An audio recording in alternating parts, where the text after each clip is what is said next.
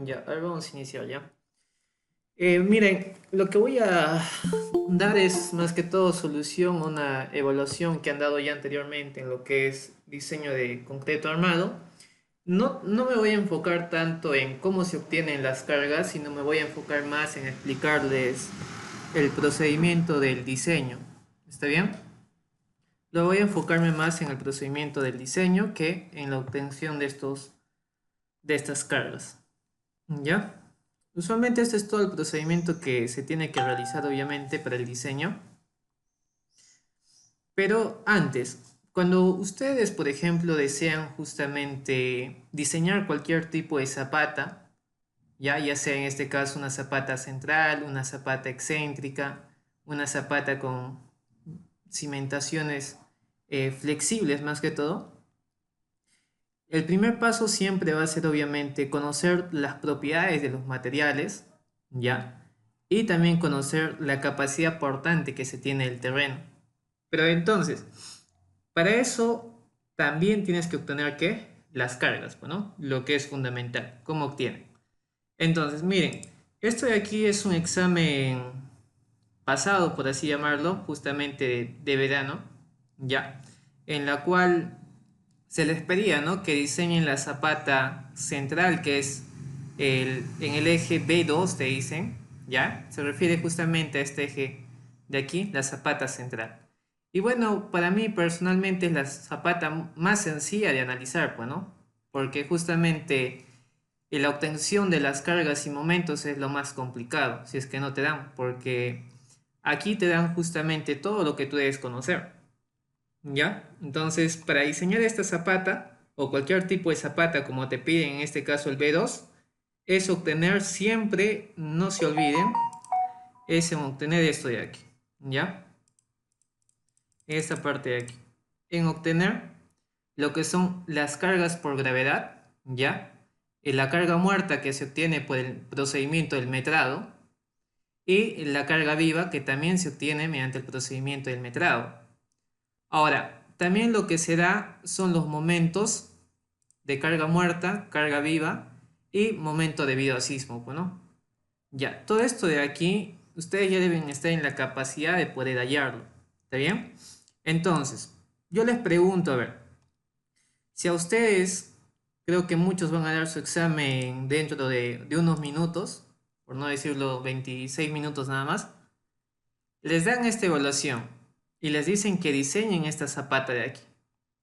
¿Qué es lo primero que deben de realizar? ¿Qué sería el primer procedimiento que ustedes deberían de empezar a realizar para diseñar esa zapata? ¿Tienen alguien idea? ¿Cómo comienzan? Primero se meta. ¿Cómo? Primero se hace el Primero metrado de haces el cargas. metrado de cargas. El metrado de Luego, carga, ¿cierto? aquella es la Aquella es cortante, la ¿no? cortante. Ese es por el Es portal que por el dice arriba. portal que dice arriba. Ujú. Antes de hacer el predimensionamiento, ya, a ver, acá les voy a hacer una pequeña introducción, a ver, aunque ya no. Ahí, compañero, Ahí, no se puede compañero, no hacer se que puede el hacer que análisis el análisis estático. estático. Claro, miren, en este caso lo primero que ustedes deben realizar es una idealización. ¿Por qué les digo una idealización? Porque no les dan las cargas. O sea, si ustedes quieren diseñar, sí o sí, no sé qué hacen ustedes, pero deben obtener estas cargas de aquí. Las de gravedad y las de sismo. Entonces, ¿cómo se obtiene esto? Por ejemplo, la primera, esta de aquí, ¿cómo lo obtengo? Este de aquí. Antes de Con un predimensionar metrado. todo, un metrado de carga, ¿sí o no? Entonces, el primer procedimiento hubiera sido un metrado de cargas. A ver, les explico un poco en algo general nada más, porque si no vamos a demorarnos mucho tiempo, ¿no? No vamos a enfocarnos tanto en el diseño. A ver, el primer procedimiento hubiera sido esto. Hallar el área tributaria y hacer un metrado de cargas, ¿no? ¿Ya? Entonces, tienen esto de aquí, obviamente mitad para todos lados, ¿sí o no? Entonces, hago un metrado de todas las cargas que van a llegar a esa columna, ¿está bien? ¿Por qué? Porque justamente si tú tienes aquí tu columnita, acá vas a tener tu zapatita, ¿ya? Y va a haber unas cargas verticales que caen, ¿está bien? Justamente va a cargar todo, pues, ¿no? Lo que es la carga muerta, más la carga viva. ¿Está bien? Entonces, esto se obtiene mediante un procedimiento que se llama metrado de cargas, ¿no? Lo que ustedes llaman metrado de cargas. Ya. Entonces, esos dos se obtienen mediante metrado de cargas. Ya, la muerta y la viva. Obviamente un metrado en todo eso. Ahora, ¿cómo obtienen esto de aquí? A ver, ¿cómo obtendrían ustedes esto de aquí? Lo que estoy colocando, lo que dice momento mx, que significa momento muerto en x y momento muerto en y, ¿no?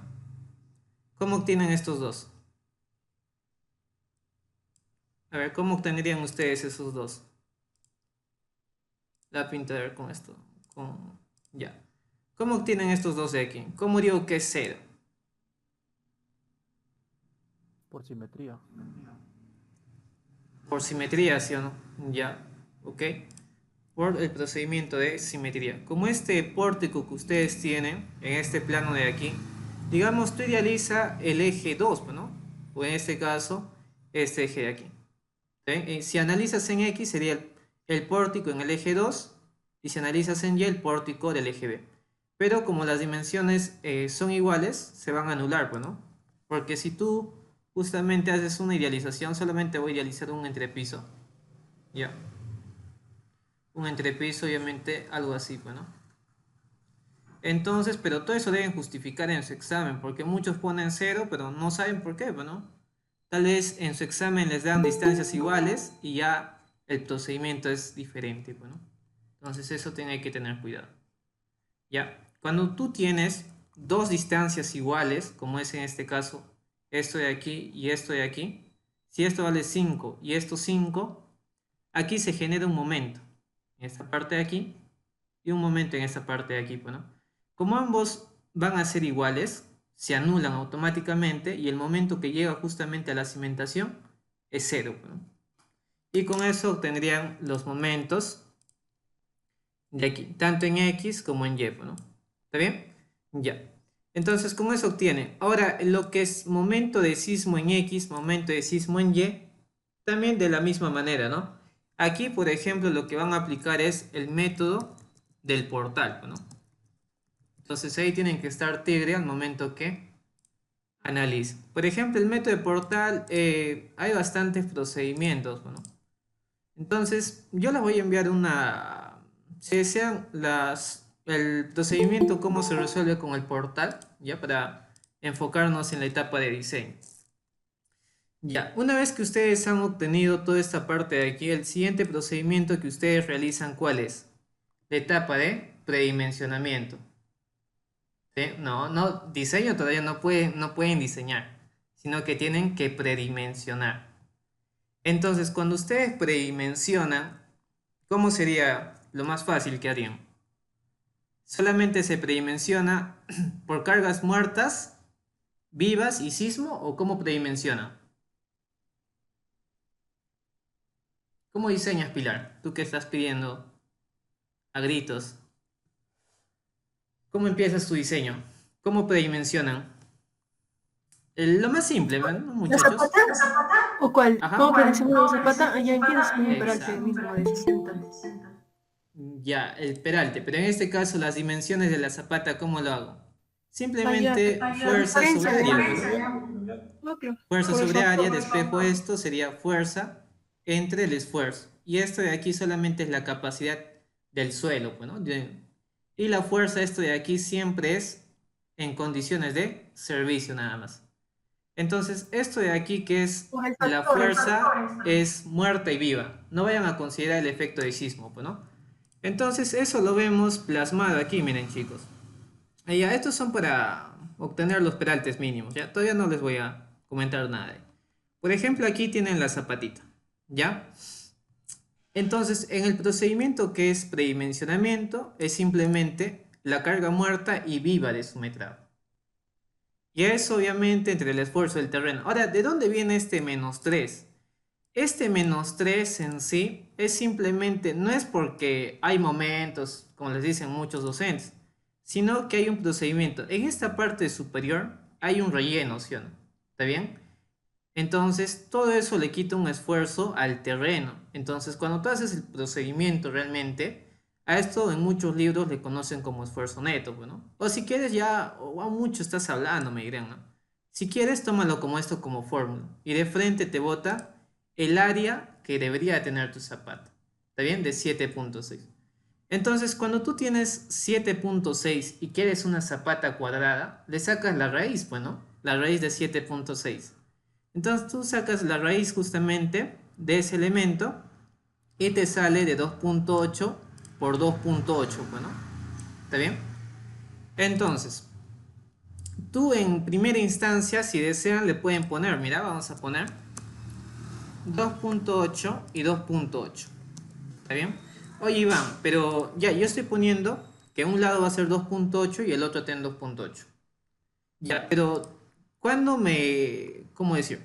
Cuando me doy cuenta que es las longitudes ya finales definidas, es en el siguiente procedimiento, ¿ya? El siguiente procedimiento, esto de aquí es una verificación del factor que les dan, ¿ya? Pero en algunos exámenes les piden, otros no. Pero a ver, les comento un poquito de qué es este factor. En esta parte de aquí, a ustedes les han explicado que se multiplica siempre por un factor S, que es el peso y la zapata, ¿sí? Que está en función del tipo de suelo, ¿ya? Entonces, cuando han iniciado, han dicho, ¿sabes qué? Yo tengo un factor de 1.07. Pero realmente, ¿cuál hará sido el peso exacto de la zapata? Entonces, tú tienes que calcularlo y ver, ¿no? Comparar si realmente tú has considerado un 7%, prácticamente. Un 7%, pero realmente no ha sido un 7%. Lo real hubiera sido que tú consideres en tu etapa de predimensionamiento un 15% más, ¿no? Y eso justamente tú te das cuenta en la etapa de verificación, que es justamente en los esfuerzos. ¿Está bien? En estos esfuerzos que tú vas a tener aquí. Entonces, en el examen te dice, oye, tú justamente hállame en la dirección longitudinal debido a cargas muertas, luego en la dirección transversal debido a carga muerta y carga viva. Y si ustedes desean, tómenle una captura y esto es justamente reemplazar fórmula, pues, ¿no? Esta es la carga muerta y viva, el factor del peso del suelo, ¿ya? De la zapata, entre la zapata que tú has propuesto. ¿De cuánto has propuesto? 2.8 por 2.8, ¿no? Entonces, simplemente reemplazamos aquí y nos da un esfuerzo. Oye, y este esfuerzo de aquí, ¿con quién tengo que compararlo? Siempre tú tienes que comparar con el esfuerzo del terreno. Ahora, el esfuerzo del terreno, ¿de cuánto era? Si lo llevamos en la misma unidad en toneladas, 28. Esto es lo que soporta siempre tu suelo, ¿ya? Lo que está soportando tu suelo. Y esto es lo que está actuando en el suelo, ¿ya? Entonces, si esto soporta y esto es lo que actúa, entonces obviamente está pasando, ¿no? Está pasando sobrado. Siempre y cuando todos los esfuerzos debido a carga muerta sean menor a esto, tu procedimiento de predimensionamiento está bien. Si uno de estos no te cumple, ya, o sea, acá vas a ver un cerito, significa que no te cumple. Entonces vamos bajando, mira. Ya he reemplazado en transversal, todo lo que me puedan pedir, que es simplemente fórmula. Vemos cumple aquí, obviamente porque los momentos son iguales, las cargas son iguales, los esfuerzos son iguales, ¿no? Ya. Ahora, en el caso de biaxial, ya es algo algo raro que se da. Nunca se da en ambas direcciones el sismo, pues, ¿no? Entonces, en muchas veces o en muchos libros obvian este procedimiento, el biaxial, porque el sismo no viene en ambas direcciones, no ataca en X y en Y a la vez. Sí puede existir en un porcentaje, pero no completamente, pues, ¿no? Ya, entonces esto es simplemente fórmula, reemplazamos y nos damos con la sorpresa aquí de jóvenes. Cuando ustedes hacen un análisis en lo cual involucra sismo, nosotros debemos justamente aumentarle un 30%, ¿ya? Un 30%. Si ustedes leen la normativa de suelos, esto inclusive es a un 20%. Mucho más estricto es la norma de suelos. Pero en concreto armado te dicen que un 30%, ¿no? Ya. Entonces, si antes tu suelo te decían que con 28 nada más, ahora en todo lo que tiene que ver con cargas de sismo, con esto de aquí tienes que comprar. Mira, aquí justamente este esfuerzo número 4, debido al sismo biaxial, ¿está bien? Te está saliendo 49 que se está esforzando el suelo. Esto es mucho mayor a lo que puede soportar tu terreno, ¿sí o no? ¿Ya? Cuando tú encuentras esto, ¿qué tienes que hacer? ¿Qué haces? Dices, está mal, ¿qué haces? ¿Qué harías aquí? Cuando no te cumple, ¿qué se hace? ¿Qué harían ustedes, muchachos? ¿Qué significa que no me esté cumpliendo esto? ¿Mi predimensionamiento está mal? ¿Qué está? ¿Qué está pasando? Las dimensiones se tienen Tienen que aumentar, ¿sí o no? Porque justamente ya me daba un indicio este factor, mira. Este factor te dice que debías haber considerado ¿cuánto? Un 15% más. Yo he considerado un 7%. Si acá tú hubieras multiplicado por un 15% que hubiera sido lo exacto, tu zapata hubiera sido un poquito más grande, ¿sí o no? Y estos números hubieran cambiado. O sea, te das cuenta que a veces los factores no son exactos, son aproximados. Ya, ese es uno de los indicios. Entonces, yo le voy aumentando siempre en múltiplos de 5 o 10, depende cada persona. Yo le voy a poner con 3.20 porque ya lo he probado. Y de tal manera que te cumpla. ¿Ya? Todas estas verificaciones te deben de cumplir. Si hay una que no te cumple, ¿ya? Nuevamente tienes que seguir aumentando las dimensiones. De preferencia, una recomendación como están todavía en la etapa ustedes aprendiendo, les recomiendo que sean iguales. ¿Para qué? Para que en la etapa de diseño a flexión solamente diseñen uno de ellos, ¿no? Uno de los volados. Porque si colocan distancias diferentes, van a tener dos diseños diferentes. Entonces van a demorar un poco más en copiar, ¿no? Una recomendación que les puedo dar. Ya, entonces miren, aquí los esfuerzos han bajado tremendamente, ¿eh? Han bajado. ¿Ya? Este de 35 está casi aprox a 36. Ya está inferior, pues, ¿no? Ya pasó. Por eso acá dice 1. Cuando tú miras aquí 1 en mi MatCat, significa que está pasando. ¿Ya? Entonces, ya ¿qué pasó? Ya está en nada, pues, ¿no? Y entonces, cuando todo esto de aquí te cumple, ya puedes empezar a copiar hasta aquí. Pueden empezar a copiar, no hay problema. Ahora, una vez que ustedes han obtenido estos esfuerzos en el suelo, para la etapa de diseño ustedes tienen que obtener un momento o un esfuerzo con el cual van a diseñar. ¿Ya? Con el cual van a diseñar. Entonces, hay dos cosas. Uno, tienes que decir, ¿cuál de todos estos esfuerzos de aquí predomina? ¿Cuál de estos de aquí con el que nosotros vamos a obtener este momento último de diseño? Tienes que decir, ¿predominará las cargas de gravedad o predomina las cargas de sismo? Entonces, si predomina las cargas de gravedad, tú tienes que multiplicar, ¿no? Por 1.55 a este esfuerzo que tú hayas. Si predomina las cargas de sismo, un 25% más. ¿Ya? Entonces, ¿cómo se halla esto de aquí? Todos estos esfuerzos de aquí tienes que hacer un procedimiento siguiente. Algunos lo que hacen es amplificarlo, ¿no? Y ver cuál es el mayor. Ya es un... ¿Cómo les puedo decir? Algunos docentes lo toman así, pero no es adecuado.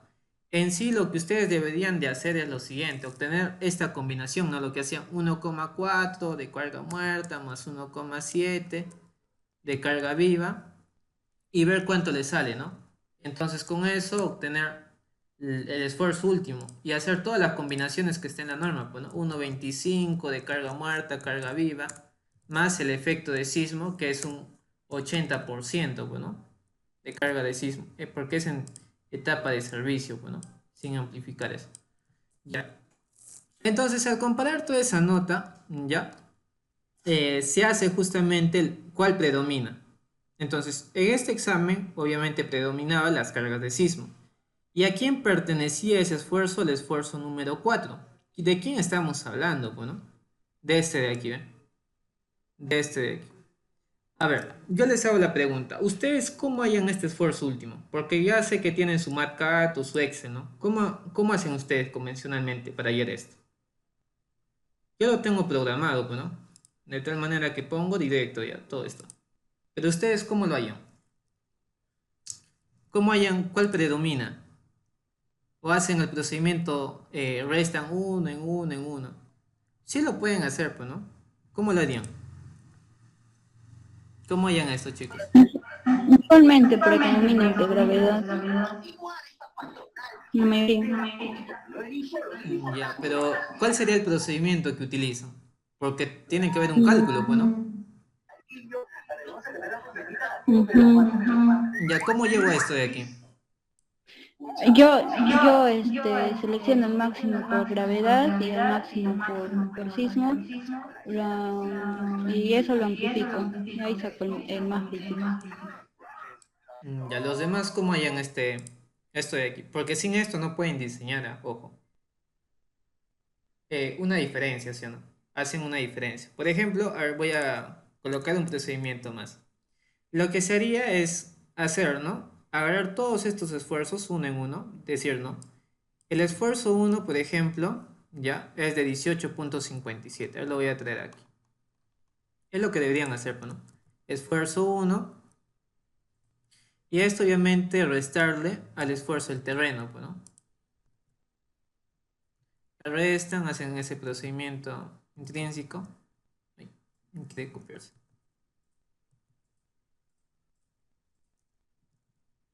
Ya decía. Ay, no quieren. A ver. Perdón. Vamos a poner, no importa.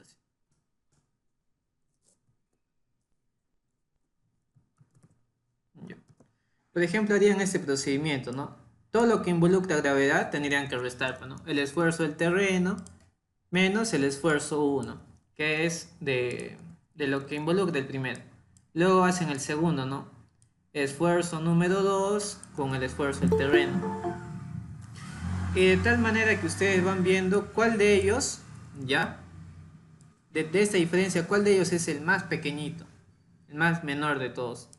¿Ya? Por ejemplo, cuando ustedes llegan a comparar el siguiente esfuerzo, sería, bueno, el esfuerzo del terreno menos el esfuerzo 3 y siguen comparando. Como en este caso todos los esfuerzos 1, 2, 3 que involucraban los momentos eran ceros, por eso salen casi iguales, ¿no? Pero cuando haces la diferencia con el de sismo, tienes que hacer lo siguiente, pues, ¿no? Tendrías que hacer la diferencia ya esto por 1,3, pues, ¿no? Y ver qué esfuerzos le pertenecen al sismo, bueno, al sismo. Entonces tendrían que hacer desde el esfuerzo número 4. Entonces, ese esfuerzo número 4, mira, este es más pequeño que esto, ¿sí o no? Que 9, que todo. Entonces, por eso está predominando. Hacen la diferencia, el menor de todos, con ese te quedas. ¿Ya? Sigues haciendo, bueno, con el esfuerzo 5 y así. ¿Ya? Listo. De ese procedimiento intrínseco se obtiene esto de aquí. ¿Ya? Entonces yo ya lo tengo programado, yo no realizo este procedimiento, pero deberían de hacerlo, ¿no? Ya. Listo. Entonces, luego de obtener esto, sigue la etapa de verificación por punzonamiento, o algunos comienzan con cortante, bueno, depende de cada uno. Ahora lo voy a jalar esto de aquí para que no me esté incomodando. Ya. Entonces, en esta etapa de verificación por punzonamiento, ¿qué es lo que hacen ustedes? ¿Con qué inician? ¿Qué es la verificación por punzonamiento? ¿Qué es lo que tengo que comprobar ahí?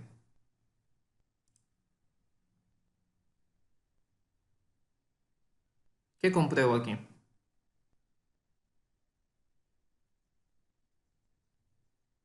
En sí lo que tienen que hacer es, mira, acá tienes tu columna, ¿sí o no? ¿Está bien? Entonces trazas una recta, ¿ya? Una recta, pero todas estas rectas de aquí son AD medios. ¿Qué significa AD? Es el peralte efectivo, ¿no? Entre dos. Entonces, trazas todo eso y todo lo que está en rosadito, ¿ya? Es el área efectiva, ¿ya? Tú tienes que hallar el área efectiva dentro de esto y también todo el perímetro que se encuentra acá afuera. Y con eso vamos a obtener la cortante que está actuando justamente, que va a perforar esta zapata. O sea, cuando ustedes hacen una verificación por punzonamiento, lo que en sí se verifica es esto, miren chicos. Si ustedes tienen una zapata como es esta de aquí, ¿qué te asegura que esta columna que está viniendo con unas cargas no lo perfore o lo traspase justamente a tu zapata? Es como si tú tuvieras un papel, ¿no? Y tienes tu lapicerito. Hincas, se puede traspasar, lo puede perforar, ¿sí o no? Entonces, justamente esa verificación de punzonamiento es lo que se hace. Te dice que toda esa zona de falla, esa de medio será. Entonces, justamente de eso se trata la verificación de punzonamiento. Darle el peralte adecuado para que no suceda ese tipo de falla, ¿no? Entonces, para eso, como ya está en función del peralte, tú dices, ¿no? La longitud de gancho que viene de las varillas de la columna, ¿ya? A ver, creo que lo tengo en este dibujito de aquí. Acá te das cuenta que tú ya lo tienes diseñado la columna, pues, ¿no? Entonces hay unas varillas que vienen. Esta longitud de gancho, ¿ya? Más 10 centímetros aproximadamente es lo mínimo que debe contener tu zapato, o sea, el peralte de la zapata. Entonces, la longitud de gancho, yo ya comencé diciendo desde el inicio, se halla, bueno, dice que es 42 centímetros, ¿ya? Asumiendo que de la columna que viene de la parte superior son varillas de 3/4, ¿ya? En función del examen que te dé. Entonces me dice que mínimo, ¿cuánto sería lo mínimo que yo debo de considerar? Te dice lo siguiente, bueno, mínimo considera de 52 en adelante, de 52 centímetros en adelante. Entonces, yo asumí 60, bueno, 60, pero cuando por ejemplo yo asumo 60, ¿ya? 60 centímetros, verifico, ¿no? Verifico en la etapa de verificación. Y me dice que debo aumentar el peralte. ¿Por qué me dice que yo debo aumentar el peralte? Porque la cortante que está actuando, ya que se utilizan solamente estas dos formulitas, hasta 3, pues no es la norma, pero en los exámenes se utilizan esto, ¿no? Esta es la cortante última que está actuando de 397, ¿ya? Y lo que me soporta la sección de peralte que se tiene es 311. Soporta 311 y está actuando 397. Obviamente no te va a cumplir, pues no. Entonces cuando no te cumple, ¿qué haces? Bacán, pues champions. ¿Qué haces? Aumentas el peralte, ¿ya? Aumentas de tal manera hasta que te cumpla. Si no te cumple, vas aumentando, vas aumentando. Entonces, con un peralte de 70, me dice cumple el diseño por punzonamiento. Entonces, una vez que cumple, ya terminó esta verificación. Pero ahí no queda, no vayas a empezar a copiar y dices, ya quedó con 70, pero llegas, por ejemplo, en la verificación por cortante y acá tal vez no te cumple. Ambos te tienen que cumplir por cortante y punzonamiento. Entonces, vemos, ¿no? Verificamos. En lo que es diseño por cortante, ¿ya? La zona de falla, en lo que se hacía en vigas, ¿no? La zona de falla, ¿dónde está? A una distancia D, pues, ¿no? Entonces, a partir de ahí, hallas, pues, ¿no? Tu cortante. Entonces, igual, pues, ¿no?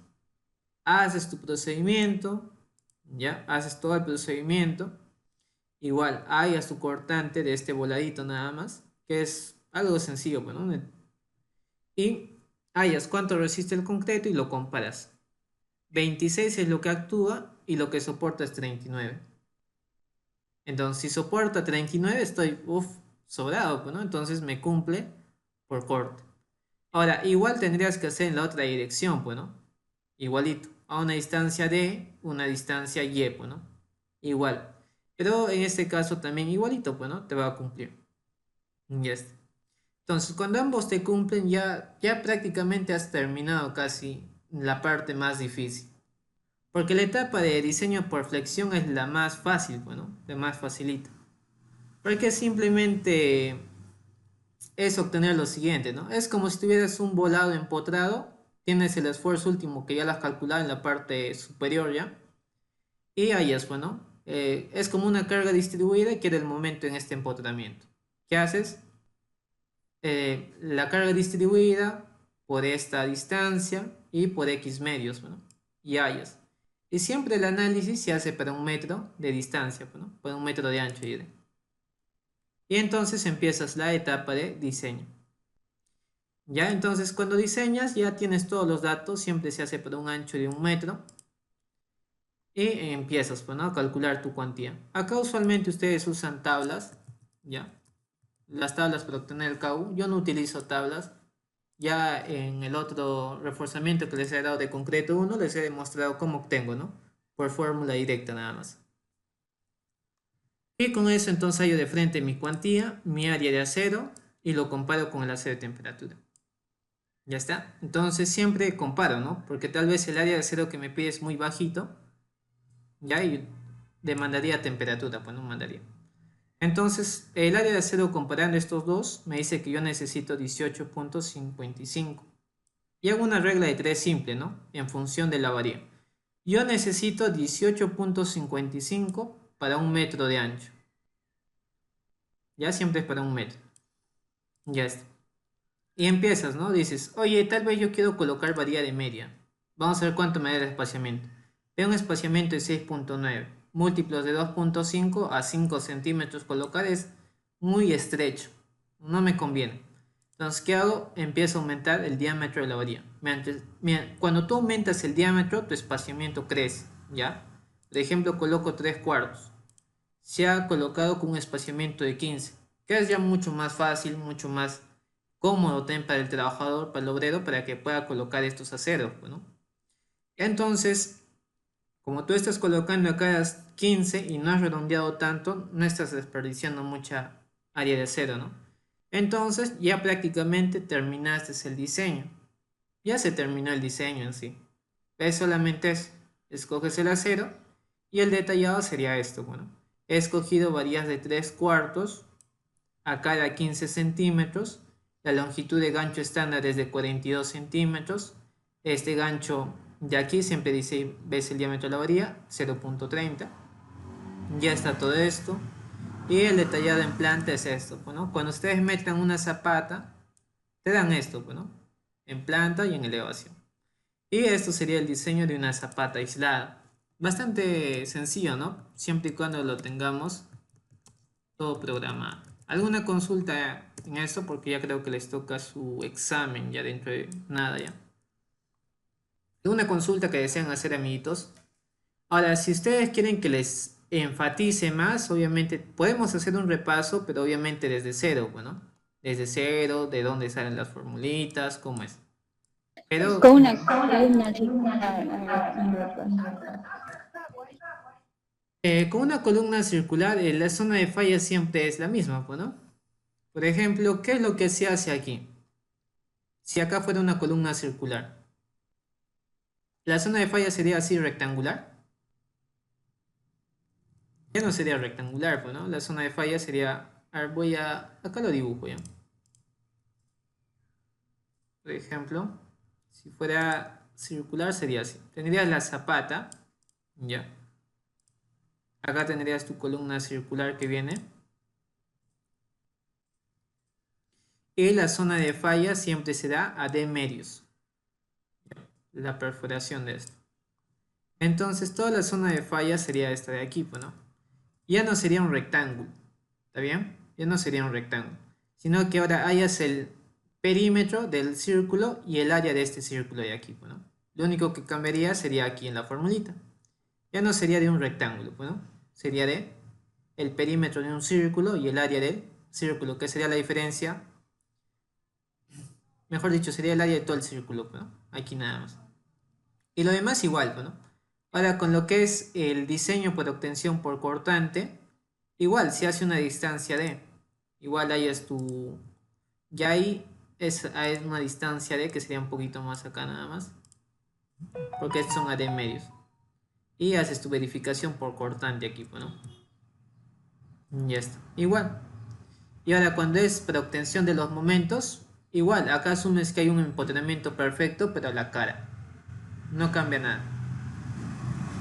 Inclusive hay algunos libros que a esto lo aproximan, ¿no? Por facilidad, pero no hay facilidad, pues, ¿no? Porque obtener el área de un círculo es bien facilito. Si ustedes revisan, por ejemplo, algunos libros como lo que es de Calavera, ¿sí? Esto de aquí lo asumen como un cuadradito. También es válido, ¿ya? Porque al final, inclusive esto es un poco más seguro porque estás hallando un área por demás, ¿no? Estás asegurando por demás. Si quieres ser exacto, sería el área del círculo. Por corte, ¿no? Por funcionamiento. Por funcionamiento sería este circulito. Pero, como No, les digo, algunos autores lo que hacen por facilidad les dicen para ser un poquito más seguros, mejor más seguro y lo considero de manera rectangular, pero dentro del perímetro que está esos círculos, ¿ven? Las tangentes. ¿Ya? Ahora con el de corte, igual, ¿no? El corte, ¿a dónde será la falla? En vigas, lo que han visto. La zona de falla, si tú tienes en este caso a compresión tus apoyitos, la zona de falla, ¿dónde se da? O sea, tenían esto en vigas, ¿no? La zona de falla que les decían, ¿dónde falla?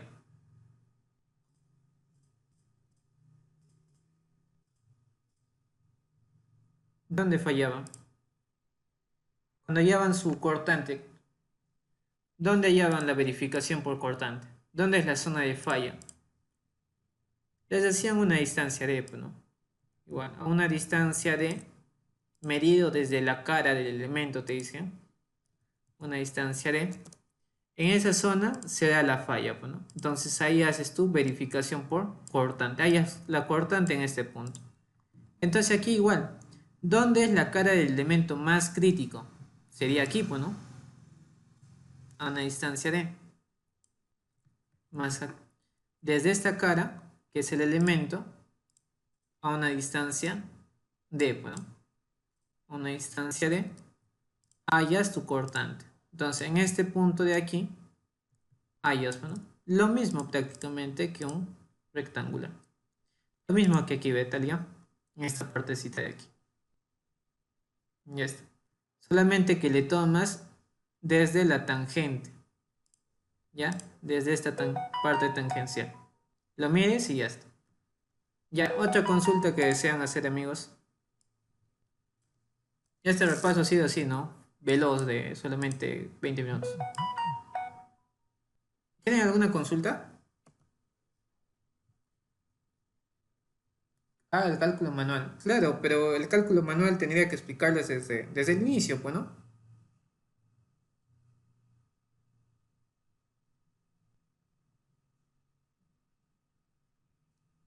Desde el inicio. Por ejemplo, en el diplomado que estábamos lanzando, ¿ya? Más que el cálculo, se les enseñaba el cálculo manual y también el manejo del SAFE, ¿no? Que es bastante efectivo para la verificación.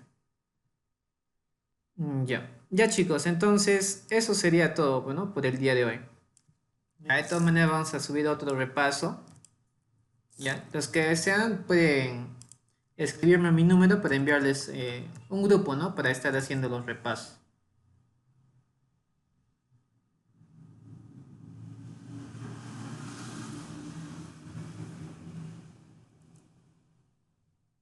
Ya, por ese medio me escriben, les agrego al grupo y también le paso los apuntes que se ha hecho, pues, ¿no? El día de hoy. O sea, la imprimición de este documento de aquí. Que les sirve como apoyo, pues, ¿no? Ya. Ya, chicos, si no hay consultas, eso sería todo, pues, ¿no?